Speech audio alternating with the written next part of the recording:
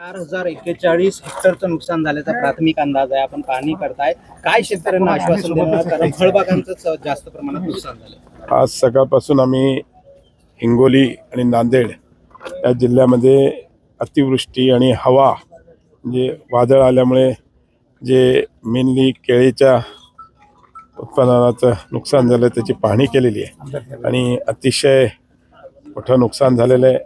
शेतकऱ्यांचं मोठं नुकसान झालेलं आहे, कारण की चांगल्या प्रकारची केळी या नांदेड आणि हिंगोली जिल्ह्यात तयार होतात, जे एक्सपोर्टही होतात. आणि अतिवृष्टी आणि अवकाळी हवा पाणीमुळे हे जे नुकसान झालं आहे नक्कीच यांना भरपाई मिळाली पाहिजे.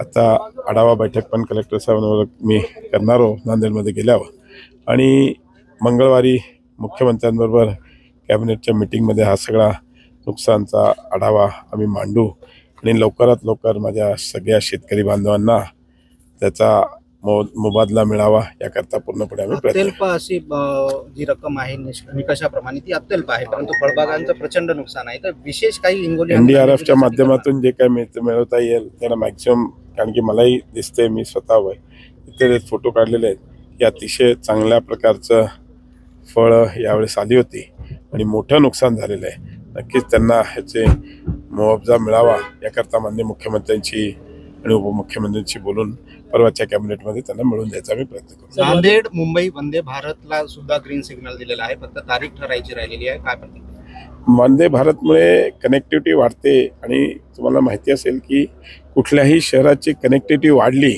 की ते शहर ऑटोमॅटिकली डेव्हलप होते आणि त्या पद्धतीनेच या वंदे भारतची नांदेडशी कनेक्टिव्हिटी झाल्यामुळे नांदेड शहराला नागरिकांना नक्कीच त्याचा फायदा होईल. समृद्धी महामार्गाला जो नांदेड जालना मार्ग जोडला जाणार आहे तो कुठेतरी रखडलेला आहे. नाही, त्याचं काम चालू आहे, थोडंसं स्लो आहे, पण आम्ही त्याच्यामध्ये मध्ये मुख्यमंत्र्यांनी त्याचा आढावा बैठक घेतली होती आणि त्या बैठकीमध्ये त्यांनी म्हणजे डिपार्टमेंटला आणि इव्हन कॉन्ट्रॅक्टरना थोडंसं वॉर्निंग दिली आहे की जर तुम्ही नाही केलं तर तुम्हाला ब्लॅकलिस्ट करू. त्याच्यामुळे तो लवकर होईल, कारण की तुम्ही बघत असाल सगळे समृद्धी असेल किंवा कुठलाही मार्ग असेल त्याच्यासाठी माननीय देवेंद्रजी फडणवीस साहेब अतिशय त्याच्यामध्ये लक्ष घालतात आणि एकनाथ शिंदे साहेब पण, कारण की MSRDC आणि हे सगळे त्यांच्याकडे डिपार्टमेंट असल्यामुळे नेहमी त्याच्या आढावा बैठक घेऊन त्याच्यासाठी विशेष निधी उपलब्ध करून ते रस्ते पूर्ण तयार करतात. वादळी केळीला 2200 रुपये भाव होता, मात्र नुकसान झाल्यानंतर 1000 ते 1200 आलं. सांगितलं ना, त्यांचं जे शेतकऱ्यांचं नुकसान झालंय ते नक्कीच त्यांना मुआवजा मिळावा याकरता पूर्णपणे कॅबिनेटच्या मीटिंगमध्ये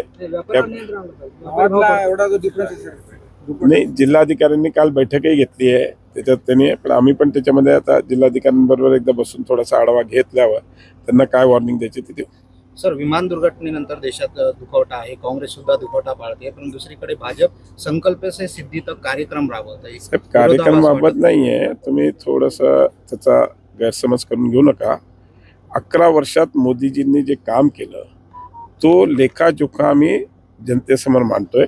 कुठलाही उत्साह किंवा आनंद नाही साजरा करते आणि आम्ही 2 दिवस त्याचा दुःखटा केला, 2 दिवस आम्ही कुठल्याही प्रकारचा कार्यक्रम घेतला नाही आणि आजही आम्ही कुठलाही कार्यक्रम घेत नाही. आज इकडे पाहणी करायला आलो आणि जे आमच्या बैठक आहेत त्याच्यामध्ये आम्ही मोदीजींनी केलेल्या 11 वर्षाचा लेखाजोखा जनतेसमोर मांडण्याकरता तो आमची बैठक आहे. कर्जमाफीच्या सरकारने कुठलीही घोषणा केली नव्हती निवडणुकीपूर्वी, असं आपण वक्तव्य केलं. नेमकं काय त्याच मुद्द्यावर मी तुम्हाला सांगितलं, जे वचननाम्यामध्ये म्हटले होते ते सगळे विषय माननीय मुख्यमंत्री देवेंद्र फडणवीस साहेब पूर्ण करायचा प्रयत्न करतात. जसा नदी जोडो प्रोजेक्ट असेल, वॉटर ग्रेड प्रोजेक्ट असेल, ज्या माध्यमातून येणाऱ्या काळामध्ये शेतकऱ्यांना कुठल्याही प्रकारचा दुष्काळ किंवा पाण्याची टंचाई लाभणार नाही, कारण की नदी जोड आणि वॉटर ग्रीडच्या माध्यमात 61,000 कोटी रुपये त्याच्या DPR आणि त्या प्रोजेक्ट तयार करण्याकरता माननीय मुख्यमंत्र्यांनी दिलेले आहेत.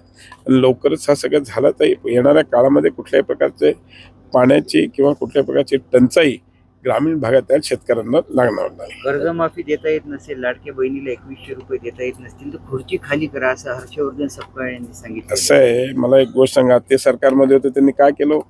2.5 वर्ष सरकारमध्ये असताना काय केलं त्यांना त्याचं थोडं उत्तर द्यावं, मग आम्हाला प्रश्न विचारा. चला, थँक्यू.